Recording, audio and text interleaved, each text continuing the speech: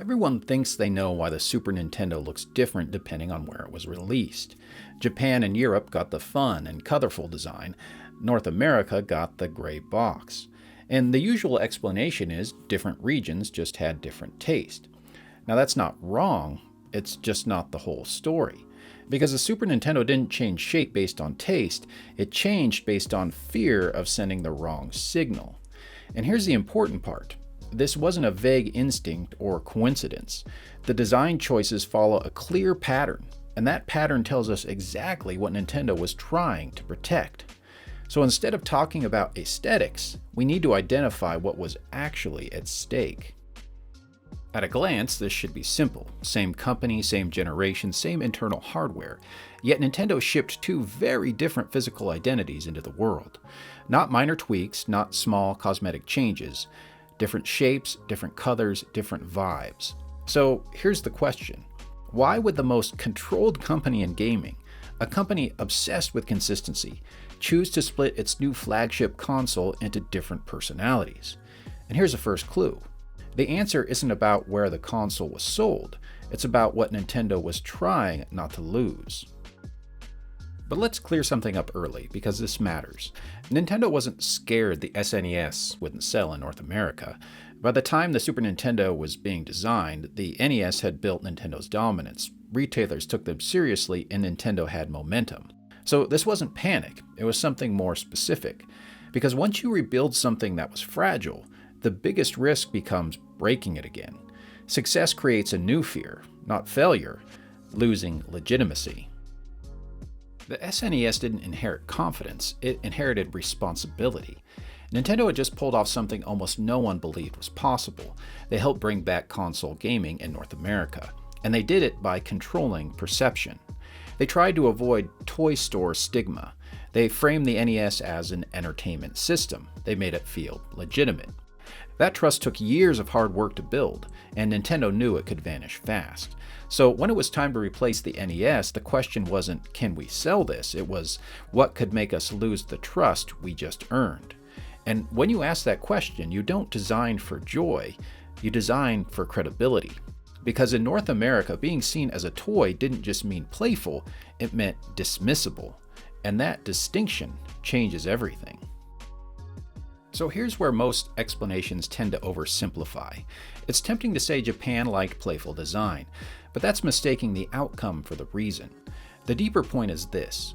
Japan didn't face the same credibility problem Nintendo faced in the US. Nintendo didn't need the console to prove anything there in the same way. They didn't need to sanitize the vibe.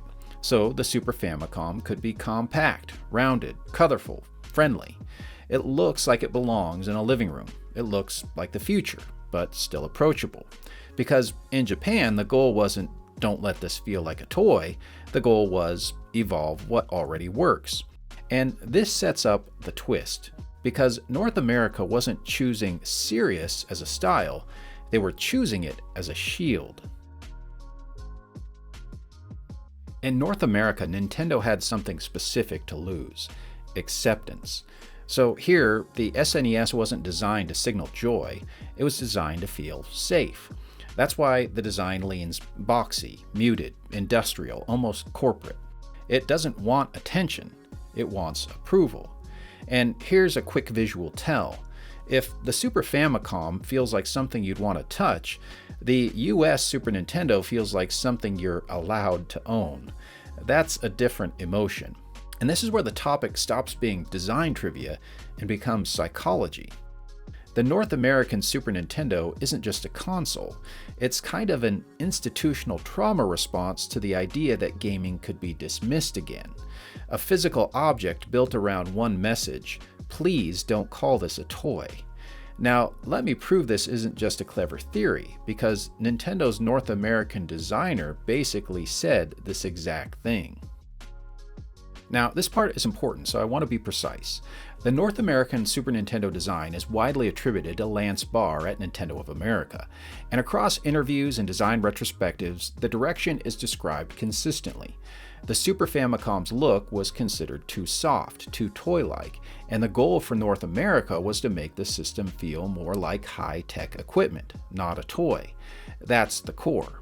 Not taste, not Americans like gray, but a deliberate attempt to protect credibility. And once you know that, the design choices stop looking random. But if this was the rule, why didn't Nintendo apply it in Europe as well? Like Japan, Europe didn't carry the same reputational baggage that North America did. Across most PAL regions, Nintendo largely kept the Super Famicom's design language: softer curves, lighter colors, more continuity with what already worked. And that tells us this wasn't about a global redesign mandate. It was about where Nintendo felt the most pressure to send the right signal. Europe didn't need the console to prove it wasn't a toy, so Nintendo didn't feel the same pressure to redesign it there, which makes the North American version stand out even more. Nintendo didn't redesign aggressively everywhere, they redesigned aggressively where credibility felt most fragile. I believe once you see it this way, the Super Nintendo stops being just a product and becomes a snapshot of Nintendo's priorities in each market. Same console, two very different pressures. In Japan, and across much of Europe, the message was simple: this belongs in your home. But in North America, the message was very different: this is not a toy, trust us. And that's the twist. The SNES didn't change shape because Nintendo felt like experimenting. It changed shape because Nintendo felt like it couldn't afford the wrong signal. When you start thinking about design this way, it doesn't stop with the SNES. You start seeing the same philosophy in other consoles too. Look at the early PlayStation. Industrial gray, sharp edges, minimal color. Sony wasn't just launching a console, they were launching themselves as a serious electronic company in games. Or take the original Xbox. Massive, heavy, almost exaggeratedly technical. That design isn't subtle, it's saying, this is powerful hardware, not a toy. And even Nintendo eventually swings back the other way. Once gaming no longer needs to justify its existence, the design loosens up. Color comes back, playfulness returns. Hardware doesn't just reflect technology, it reflects what a company thinks it still needs to prove and who it thinks it needs to convince.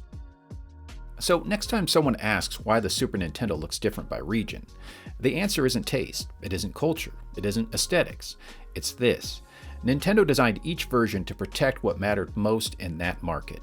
Which makes me wonder, when we talk about design, how much are we really talking about fear, trust, and reputation, just expressed in plastic?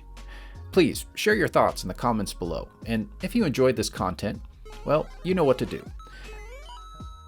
If you made it this far, thanks for watching, and happy gaming, my friends.